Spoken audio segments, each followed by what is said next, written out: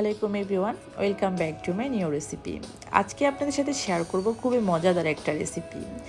ছোট বড় সবাই এই চিকেন ভেজিটেবল রোলটা খেতে অনেক পছন্দ করে। আজকে আপনাদের সাথে আমি খুব পারফেক্টলিভাবে এই রেসিপিটি শেয়ার করব। আশা করি আপনাদের সবার অনেক ভালো লাগে। চলেন শুরু করে স্টার্ট করি। আমি যে মেজারমেন্ট কাপটা দেখিয়েছি এই কাপের আমি 3 কাপ ময়দা দিয়েছি। আপনারা চাইলে এখানে প্যাকেটের আটাটাও ব্যবহার করতে পারেন, কিন্তু ময়দা ব্যবহার করলে বেশি বেটার হবে। এখানে আমি দিয়েছি পরিমাণ মতো লবণ, আর পানির পরিমাণটা এমনভাবে ব্যবহার করব যে না পানি গরম না পানি ঠান্ডা, ঠিক এমন টেম্পারেচারে পানিটাকে আপনাকে অ্যাড করতে হবে। হয়তোবা আমার কথা বুঝতে পেরেছেন আমি কি বোঝাতে চেয়েছি। আপনার পানিটা কিন্তু না ঠান্ডা না গরম, ঠিক এমন একটা টেম্পারেচারে আপনি পানি ব্যবহার করতে হবে। পানি দেওয়ার পর ভালোভাবে মিশ্রণ করার পর খুব সুন্দর একটা পারফেক্টলি ব্যাটার তৈরি হয়ে যাবে। এরপর এখানে আমি একটা ডিম ব্যবহার করব। আর ব্যাটারটা হয়তোবা দেখেই বুঝতে পেরেছেন কতটা পাতলা আর কতটা ঘনত্ব। এক কথা বলা যায় যে আমরা বেগুনের জন্য যে ব্যাটার তৈরি করা হয় তার চেয়ে পাতলা হবে। ব্যাটারটা পারফেক্টলিভাবে তৈরি হয়ে যাওয়ার পর আমি প্রায় 10 থেকে 15 মিনিটের জন্য আমি রেস্টে রেখে দিব। আর এখানে আমি একটা গাম তৈরি করব। 2 চামচের মতো ময়দা দিয়েছি আর কিছু পরিমাণ পানি ব্যবহার করেছি। এই গামটা হচ্ছে আমরা যখন রোল তৈরি করব তখনই কিন্তু প্রয়োজন হবে। তারপর চলেন আমি কি আজকে ভেজিটেবল নিয়েছি। 1 কাপ গাজর কুচি নিয়েছি, 1 কাপ পেঁয়াজ কুচি নিয়েছি, 7 থেকে 8টার মতো কাঁচামরিচ, 1 কাপের মতো ক্যাপসিকাম নিয়েছি। আপনারা চাইলে এখানে যে কোনো কালারের ক্যাপসিকাম ব্যবহার করতে পারেন। 1 কাপের মতো বাঁধাকপি নিয়েছি আর কিছু মশলা নিয়েছি, গোলমরিচ গুঁড়ো, ভাজা জিরা, লাল মরিচের গুঁড়ো, গরম মশলা, আর নিয়েছি 1 কাপ বয়েল করা চিকেন। আর চিকেনটাকে আমি যা শুধু লবণ দিয়ে সিদ্ধ করে নিয়েছি। আর আপনারা চাইলে এই চিকেন প্রসেসটা অন্যভাবেও করতে পারেন। এভাবে করলে আমার কাছে খুব সহজ মনে হয়, তাই আমি এভাবে করেছি। এখানে দিয়েছি আমি 1/2 কাপের মতো তেল। যখন আমি চিকেনটা বয়েল করেছি তার শুধু আমি লবণ দিয়ে সিদ্ধ করে নিয়েছি। তারপর চিকেনগুলো একটু ভাজার পর আমি এখানে দিয়ে দিব 2 চামচের মতো রসুন পেস্ট, আদা রসুন পেস্ট, 1 চামচ আদা বাটা, 1 চামচ রসুন বাটা, আর দিয়ে দিব এখানে কিছু পরিমাণ লবণ। আর লবণটা অবশ্যই একটু ব্যালেন্স পরিমাণ দেওয়ার ট্রাই করবেন। তারপর আমি যে মশলাটা ব্যবহার করেছি, 1 চামচের মতো মরিচের গুঁড়া, 1/2 চামচ ভাজা জিরা, 1/2 চামচ গরম মশলা, 1/2 চামচ হচ্ছে আপনার কালো গোলমরিচ। আপনি চাইলে এখানে সাদা গোলমরিচটাও ব্যবহার করতে পারেন। এরপর এখানে আমি ভালোভাবে মশলাটা কষানোর জন্য 1/2 কাপের মতো পানি ব্যবহার করেছি। দেওয়া হয়ে যাওয়ার পর আমি মাংসটাকে প্রায় 5 মিনিটের জন্য রান্না করব। এরপর এখানে আমি বাকি উপকরণগুলো ব্যবহার করব। দিয়ে দিব 1 চামচের মতো টমেটো কেচাপ, দিয়ে দিব 1/2 চামচের মতো ডার্ক সয়া সস। যদি লাইট সয়া সস থাকে তাহলে 1 চামচ ব্যবহার করবেন। তারপর দিয়ে দিব এখানে 2 চামচের মতো টমেটো সসগুলো দেওয়া হয়ে যাওয়ার পর আমি খুব ভালোভাবে মাংসটাকে আবারও রান্না করে নিব প্রায় 2 থেকে 3 মিনিটের মতো।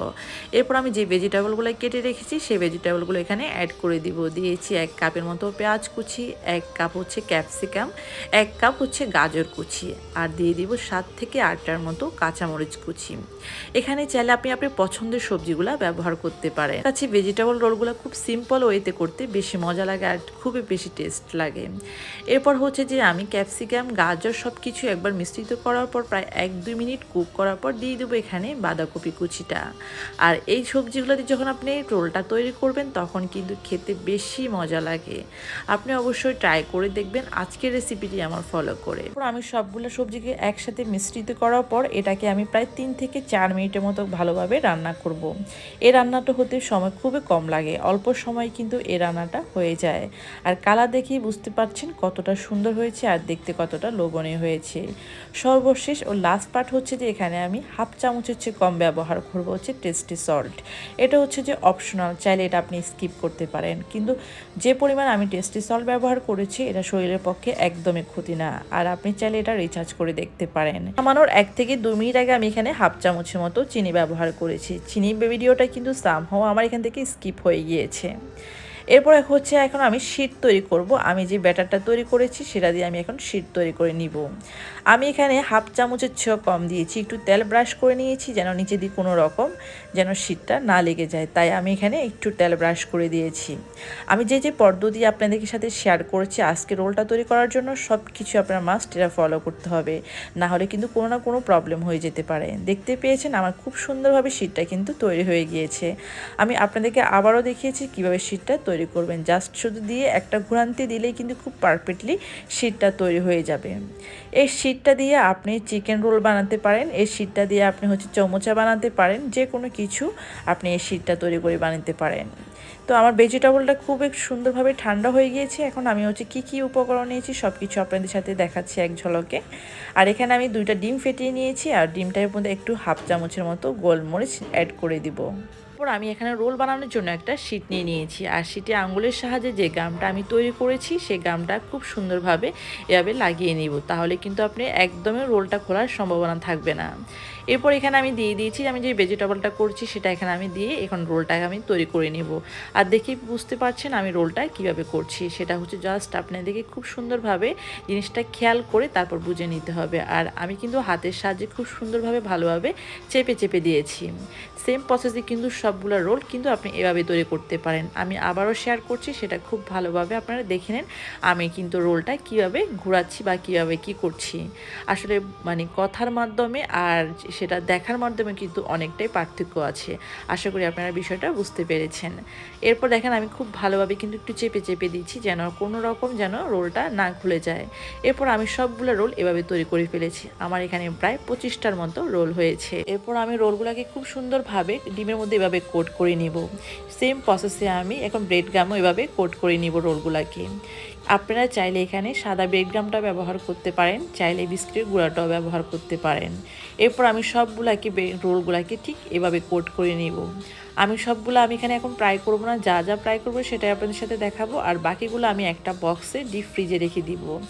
এই রোলগুলো আপনি 2 থেকে 3 মাস সংগ্রহ করে খেতে পারেন, এটার টেস্ট কোনো রকমে কমবে না। এরপরে আমি এখানে তেলটা আগে থেকে গরম দিয়ে দিয়েছি, আর চুলার জালটা কিন্তু একদম মিডিয়ামের চেয়েও কম থাকবে, না হলে কিন্তু আপনি ব্রেড গামটা উপরে পুড়ে যাবে, লাল লাল হয়ে যাবে, তখন কিন্তু ভিতরে একটু কাঁচা থেকে যাবে। তাই ট্রাই করবেন চুলার জালটা একদম কমিয়ে রাখার জন্য। আর এটাকে আমি এক পাশ যখন কালার চেঞ্জ হবে, এরপর আমি বাকিগুলোকে ঠিক এভাবে উল্টিয়ে পাল্টিয়ে দিব কালারটা সুন্দর আসা পর্যন্ত। ট্রাই করবেন সময় দিয়ে রোলগুলোকে ভাজার জন্য। যখন আপনি সময় দিয়ে ভাজবেন তখন কিন্তু রোলগুলো খুব ক্রিস্পি হবে, আর খেতেও কিন্তু খুব ভালো লাগবে, কালারটাও কিন্তু সুন্দর আসবে। খাবারের সবচেয়ে মেন পার্ট খুব সুন্দর একটা পরিবেশন। যখন আপনি খাবারটা দেখতে ভালো লাগে, সেটা কিন্তু খেতেও অনেক বেশি মজা লাগে, সেটা অনেক ভালো লাগে। এরপরে কিন্তু আমার রোলটা অলমোস্ট ভাজা হয়ে গিয়েছে, আর আমি কেমন করে কালারটা নামিয়েছি আশা করি আপনারা দেখেই বুঝতে পারছেন। আমি কিন্তু একদম মানে লাল গোল্ডেন যেটা সেটা করিনি, ব্রাউন গোল্ডেন যেটা সেটা করেছি। তো আপনাদের পছন্দ মতো করে ঠিক এভাবে করে ভেজে নেবেন। আমার রোলগুলো কিন্তু অলমোস্ট কমপ্লিট, দেখে আপনারা বুঝতে পেরেছেন এটা কতটা জুসি, কতটা ইয়াম্মি দেখতে মনে হচ্ছে, আর খেতে কিন্তু এটা ভীষণ দারুণ হয়েছে। এটা কিন্তু অনেক বেশি মচমচে ছিল। আর ট্রাই করবেন গরম গরম পরিবেশন করার জন্য। আল্লাহ হাফেজ।